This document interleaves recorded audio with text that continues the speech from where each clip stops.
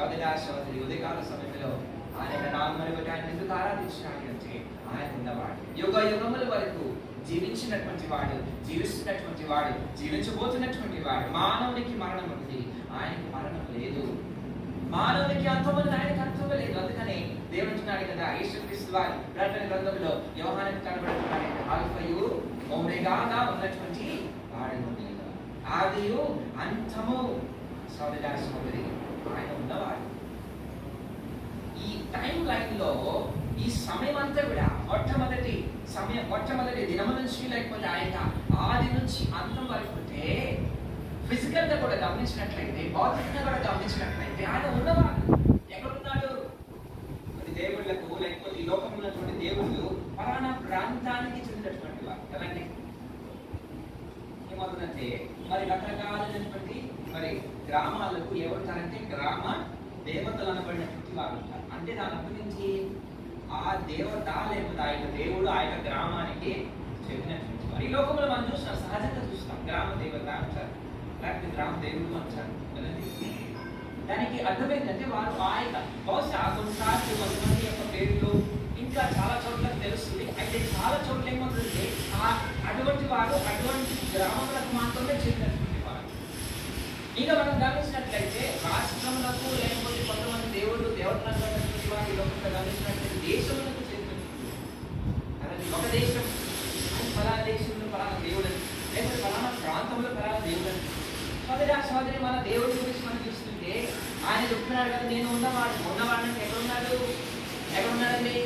ఆ యొక్క మరి అమెరికాలో ఉన్నాడా, లేకపోతే ఆయన మరి ఇంగ్లాండ్ ప్రాంతంలో ఉన్నాడా, లేకపోతే ఆయన ఇజ్రాయెల్ ప్రాంతంలో ఉన్నాడా, లేకపోతే ఏ ప్రాంతంలో ఉన్నాడా? ఆయన సమస్తమైనటువంటి భూమి మీద ఆయన ఉన్నటువంటి వాడుగా ఉంటున్నాడు. ఇక్కడ మనము దేవుని యొక్క సన్నిధిని కలిగి దేవుని ఆరాధిస్తున్నాం. ఎక్కడో వేలాది మైళ్ళు దూరంలో ఆఫ్రికా ప్రాంతంలో అనేక మంది చేరి అక్కడ అయ్యా దేవుడు మా మధ్యలో ఉన్నామయ్యా నేను ఆరాధిస్తున్నామని ఆరాధిస్తున్నాం.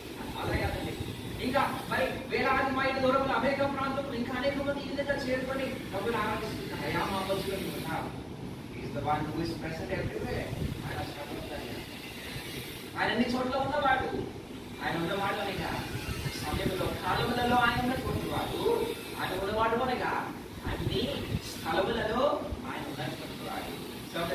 ఉదయకాల సమయంలో ప్రభుని ఎందుకు ఆరాధించాలి, లేకపోతే కాదు ఆయన నామమును బట్టి ఆయన ఎందుకు ఆరాధిస్తున్నాడంటే God who is present along the timeline, who is present along all the space. స్థలములన్నిటిలో అన్ని స్థలములలో ఇక్కడ మన హృదయములలో కూడా ఆయన ఉన్నటువంటి వాడు.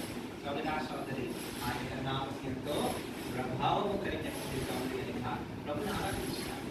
ఆయన నామం అటువంటి గొప్పతనం ఉన్నది. అంత మాత్రమే కాదు, ఆయన నామముల గురించి మరి పౌలు జ్ఞాపకం తీసుకొచ్చినాడు కదా. ఫిలిప్పీయులకు రాసిన పత్రిక 2వ అధ్యాయంలో రెండవ మాట ముందుగా ఫిలిప్పీయులకు రాసిన పత్రిక 2వ అధ్యాయంలో 9వ వచనం చదవండి దయచేసి.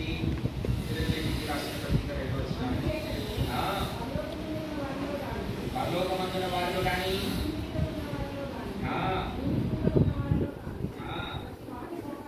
ప్రతి వాని ముఖాలను యేసు నామమున వంగునట్లు ప్రతి వాని నాలుకయు నా తండ్రి అయిన దేవుని మహిమాత్మై యేసుక్రీస్తు ప్రభువుని ఒప్పుకున్నట్లు గమనించినట్లయితే సోదరి చాలండి. ప్రతి నామమును పైనామమున ఆయనకు అనుగ్రహించినట్లుగా ప్రతి వారి మోకాలను యేసు నామమున మోకున్నట్లు. ప్రతి వారి మోకాలు ఆయన యొక్క నామం ఎంతో ప్రభావం కలిగినట్లంటే, ఆయన యొక్క నామములో ఎంత గొప్పతనం ఉన్నదంటే, ఆయన యొక్క నామములో ఎంత సామర్థ్యం ఉందంటే ప్రతి వారి మోకాలుగా ఈ లోకంలో ఎంత గొప్పవారైనా సరే, ఎంత బలవంతులైనా సరే, ఎంత శ్రేష్ఠులైనా సరే, ఎంత ధనవంతులైనా సరే, అందరూ ఎవరి నామమున మోకాలు ఉందంట ఆయన యొక్క నామములో ఉన్నటువంటి ప్రభావం. ఆయన యొక్క ప్రభావం ఎంతో గొప్పది. ఆయన యొక్క నామములో ఉన్నటువంటి ప్రభావము, లేకపోతే ఆయన యొక్క నామం ఎంతో ప్రభావవంతమైనటువంటిదని మొట్టమొదటిగా ప్రభుని ఆరాధించవలసిన వాటిగా ఉంటున్నాం. రెండోది గమనించినట్టు చూద్దామండి ఆ యొక్క ప్రభావం గురించి చూద్దాము. కీర్తనల గ్రంథము 29వ అధ్యాయం చదవనమా. కీర్తనలు 29వ అధ్యాయము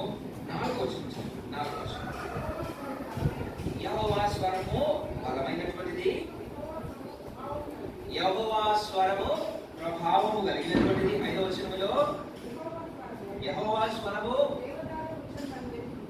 చాలా మీరు గమనించినట్లయితే ఆయన యొక్క నామము ప్రభావము కలిగినటువంటిది మొట్టమొదటి కనిపిస్తూ వచ్చాం. రెండవ కీర్తనకారుడు ఏమని ఆరాధిస్తున్నాడు? దేవుడిని ఏమని ఆరాధిస్తున్నాడు? ఆయన యొక్క స్వరము ప్రభావము కలిగినటువంటిది. ఆయన యొక్క స్వరములో ఉన్నటువంటి ప్రభావము, ఆయన యొక్క స్వరములో ఉన్నటువంటి ప్రభావము సోదరి ఎంత ప్రభావం కలిగినటువంటిదంటే ఆ 29వ అధ్యాయము ఆ తర్వాత వచనాలను మనం చదువుకుంటూ వెళ్ళినట్లయితే ఎంత భీకరమైనటువంటి, ఎంత గంభీరమైనటువంటి, శక్తి కలిగినటువంటి స్వరము మనం ఇక్కడ గమనించవచ్చు. ఏం చదువుకుంటూ వచ్చామంటే 5వ వచనంలో యెహోవా స్వరము దేవదారు వృక్షములను విరుచును, యెహోవా లెబానోను దేవదారు వృక్షములను మొక్కలుగా విరుచును. ఆయన యొక్క స్వరములో ఉన్నటువంటి బలము చూడండి, ఆయన యొక్క స్వరములో ఉన్నటువంటి ప్రభావం చూడండి కదండి సోదరి. ఎంత గొప్ప స్వరము ఆయనది, ఎంత గొప్ప స్వరం అది.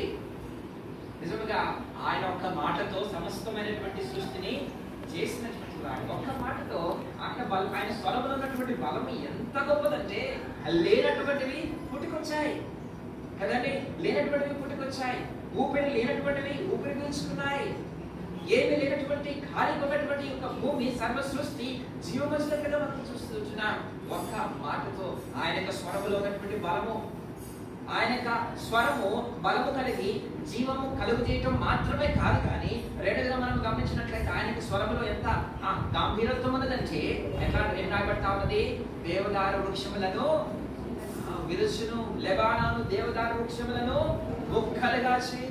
ఆయన యొక్క స్వరములో ఉన్నటువంటి బలము చూడండి, ఆయన యొక్క స్వరంలో ఉన్నటువంటి ప్రభావం చూడండి. ఎంతో బలమైనటువంటి స్వరం అది, ఎంతో శక్తివంతమైనటువంటి స్వరము, ఎంతో ప్రభావము కలిగినటువంటి స్వరము. ఆ యొక్క స్వరములో మనం గమనించినట్లయితే జీవము కలిగించినటువంటి ప్రక్రియ ఉన్నది, లేకపోతే జీవమును కలుగజేయగలగదు. మాత్రమే కాకుండా గమనించినట్లయితే ఏమవుతుంది? అది కూడా దేవదారు వృక్షములను కూడా విరవగలదు. అంటే అప్పుడు ఆలోచిస్తుంటా, ఈ యొక్క అధ్యాయం చదువుతున్నప్పుడల్లా ఒక మాట నాకు జ్ఞాపకం వస్తూ ఉంటుంది. ఏమనంటే దేవుడు తన యొక్క స్వరమును బట్టి, లేక తన యొక్క మాటతో ఏం చేశాడు? సమస్తమైనటువంటి సృష్టిని నిర్మించాడు.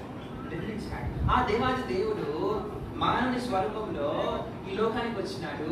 అనేక మందిని తన యొక్క మాటతో ఏం చేసినాడు?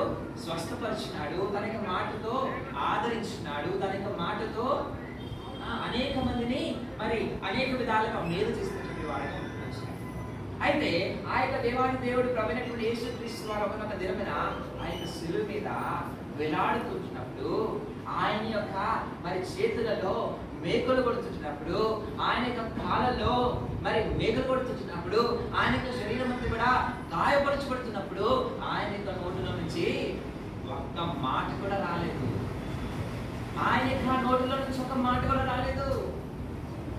అయితే ఒక మాట రాయబడతారు దేవుని వాక్యంలో, ఆయన తన యొక్క ప్రాణమును అప్పగించక ముందు దేవుని యొక్క వాక్యం లూకాసు వార్త చూస్తారు కదా, ఆయన గట్టిగా కేక వేసి కనుక ఆత్మను తండ్రికి అప్పగించాడు.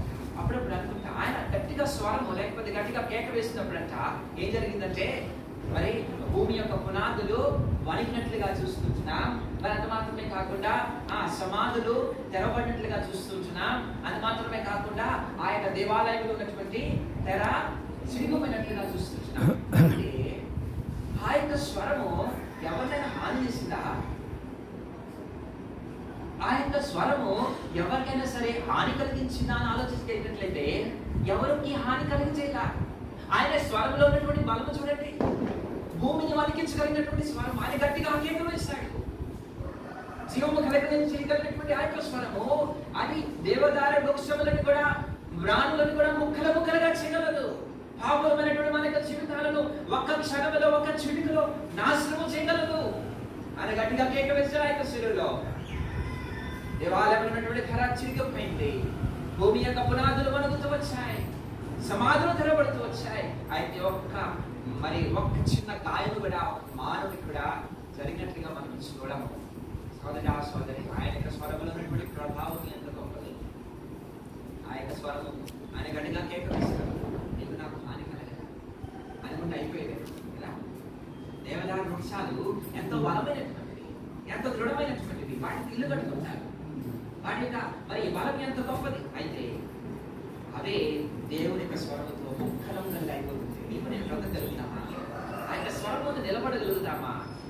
నిలబడలేము కదా. అయితే ఆ యొక్క స్వరము, ఆ దేవుడు ఎంత ప్రేమ కలిగినటువంటి వాడంటే ఆ యొక్క స్వరం బట్టి మనల్ని ఆశించి ఆయనకి రెండోదిగా మనం గమనించినట్లయితే ప్రభుత్వ ఆరాధించాలి.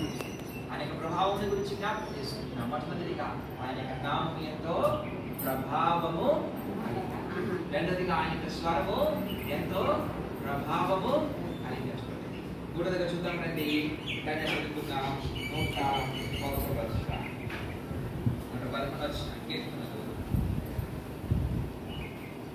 కీర్తనలు 111 మూడవ వచనం చదువుతున్నామా? మూడవ వచనం కీర్తనలు 111 చదవండి దయచేసి. అందరూ కలిసి చదువుతున్నామా? ఆయన కార్యము మహిమ ప్రభావముల కలిగి ఆయన నీతి నిత్యము నిలకడగా ఉండును. చాలా మూడవదిగా గమనించినట్లయితే ఆయన యొక్క కార్యం ఎటువంటివి? ప్రభావము, మహా మహిమ ప్రభావములు కలిగి ఆయన యొక్క కార్యములు కూడా ఎంతో ప్రభావము కలిగినటువంటి, ఆయన యొక్క కార్యములు కూడా ఎంతో బలమైనటువంటివి కదండి. దేవుని వాక్యంలో మనం చూసుకున్నట్లయితే ఆయన చేసినటువంటి సూచక కార్యములు, ఆయన చేసినటువంటి బలమైనటువంటి కార్యములు, పాత నిబంధనలు అయినా సరే కొత్త నిబంధనలు అయినా సరే ఆయన యొక్క కార్యములు సామాన్యమైనటువంటి కార్యం. ఐగుప్తులు ఆయన చేసినటువంటి ఆశ్చర్యమైన కార్యములైనా, లేకపోతే మనం గమనించినట్లయితే కొత్త నిబంధనలో ఆయన చేసినటువంటి ఆశ్చర్య కార్యములైనా సరే ఎంతో ప్రభావము కలిగినటువంటిది కదండి. ఆయన కార్యములలో ఉన్నటువంటి శక్తి సామర్థ్యము ఒకసారి ఊహించుకొని చూస్తున్నట్లయితే ఆయన ఐగుప్తు దేశంలో ఏం చేస్తాడంటే మరి 10 విధాలుగా శిక్షించినట్లుగా, న్యాయము తీర్చినట్లుగా మనం చూస్తూ వచ్చినాం.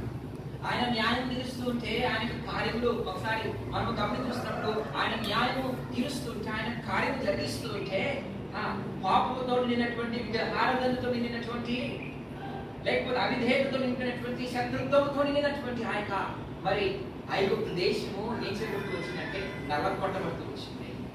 వారికి ఉన్నటువంటి రిసోర్సెస్ అన్నింటినీ కూడా మరి నాశనం చేస్తూ వచ్చాడు దేవుడు. ఆయన యొక్క కార్యములు ఎంతో బలమైనటువంటివి. ఆయన యొక్క ప్రభావం ఎంతో గొప్పది. ఆయనలో నుండి ప్రభావము బయలుదేరిందంటే అది ఎంతైనా సరే మరి నాశనం చేయగలదు, ఎంతైనా సరే డామేజ్ చేయగలదు, ఎంతైనా సరే ఆ భయమును కలుగు చేయగలదు, ఎంతైనా సరే న్యాయం చేయగలదు. ఆయన యొక్క కార్యములు ఎంతో మరి ప్రభావవంతమైనటువంటివి. అయితే ఈ యొక్క స్త్రీ ఏం చేస్తుందంటే యేసుక్రీస్తు వారి దగ్గరికి వచ్చి మనం ఆయన బాగా తెలుసుకుంటారు. ఆయన ప్రభావం గురించి జ్ఞాపకం చేసుకోవచ్చు. ఆయన యొక్క నామం ఎంత ప్రభావం ఉన్నదో, ఆయన యొక్క స్వరం ఎంత ప్రభావం ఉన్నదో, ఆయన యొక్క కార్యం ఎంత ప్రభావం కలిగినటువంటి మనం చూస్తూ వచ్చాము. అంటే ఈ యొక్క స్త్రీ తీసుకుంటే ఏం చేస్తుంది?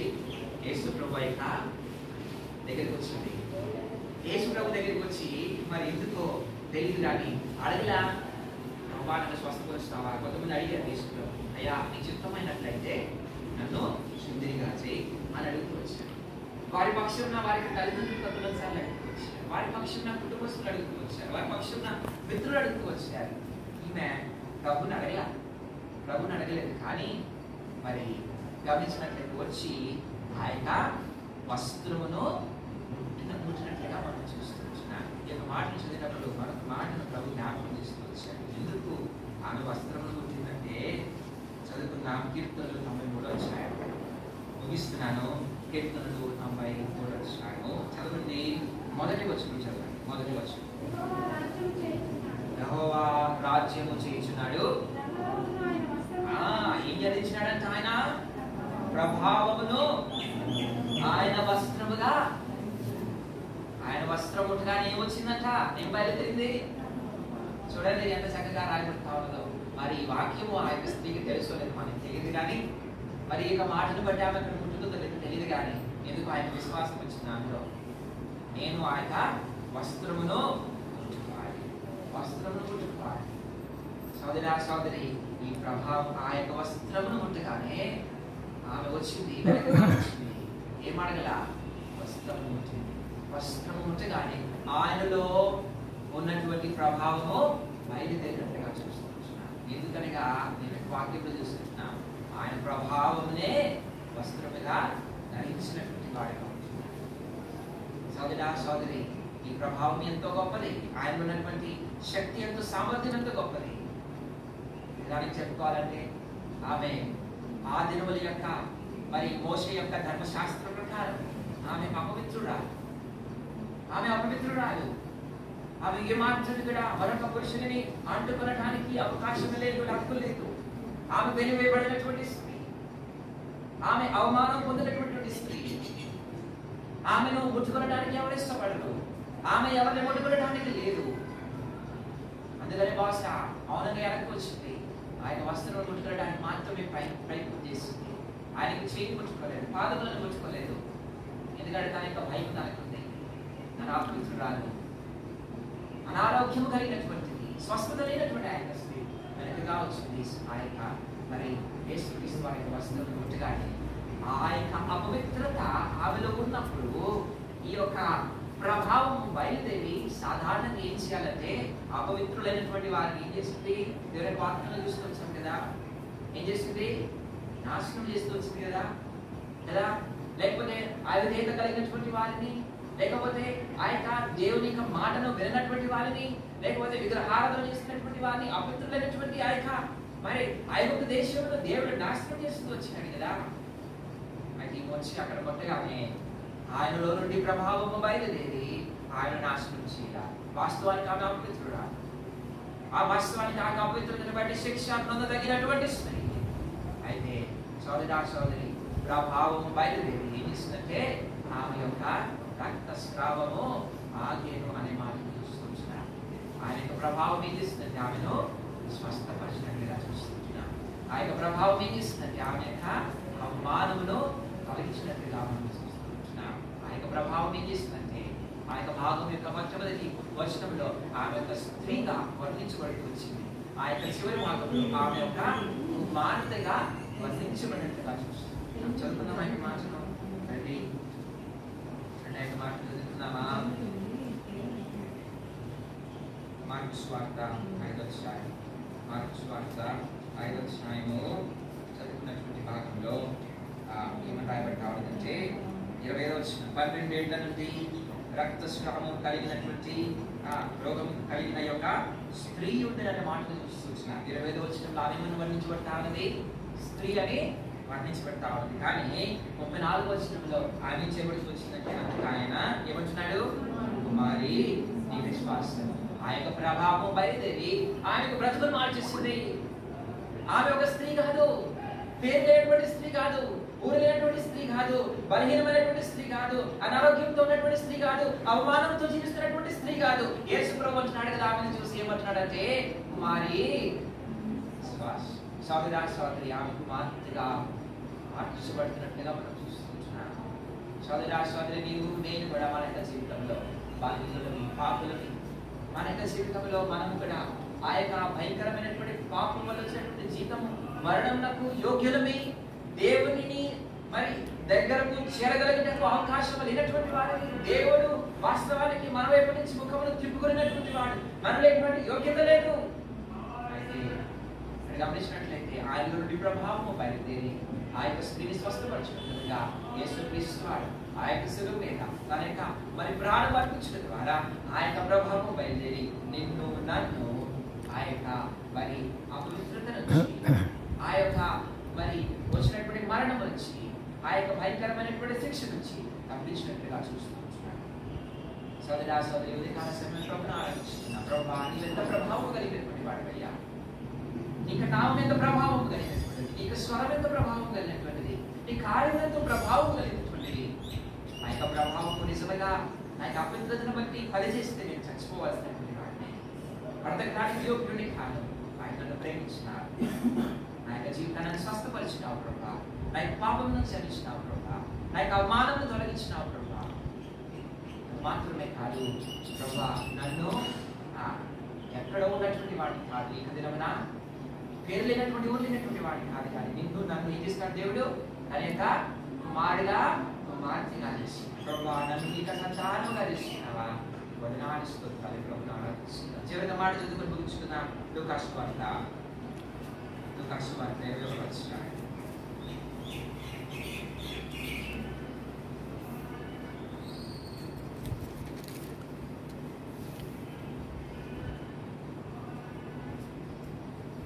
17వ వచనం చదవండి, చదువుకొని ముగించుకుందాం.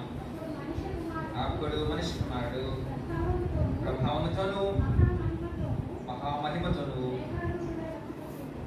విహారుడై వరుసగా చూతుడు. చివరికి ఆశీర్వాద కాలం తీర్చండి. ఒకనొక దినమున ప్రభుని మనము ఆయన యొక్క సంపూర్ణమైన ప్రభావంతో చూడము. కదండి, మనకి ఇవ్వబడినటువంటి దీక్ష ఏంటంటే ఒకనొక దినమున ఈ లోకంలో విడిచినప్పుడు ప్రభుని చూస్తాం. ఒకవేళ ఈ లోకంలో ఉన్నప్పుడే ప్రభు యొక్క ఆగమనము జరిగినట్లయితే మనం ఆయనను చూడబోతున్నాం. ఎట్లాగా చూడబోతున్నామంటే రాయబడినటువంటి మాట ఏంటంటే ఆ మనిషి కుమారుడు ప్రభావముతో మహామహిమతో మేఘారుడై వచ్చిగా మనము చూస్తున్నాం. ఇటువంటి నిరీక్షణ ప్రభుని ఇచ్చినట్లయితే ప్రభుని ఆరాధిస్తున్నాం. ఉదయకాల సమయంలో సౌందర్య ఆశ్రమం ప్రభు యొక్క ప్రభావం ఎంత గొప్పగా జ్ఞాపకం చేసుకోవచ్చు. ఆయన గొప్పతనాన్ని బట్టి ఆరాధిస్తున్నాం.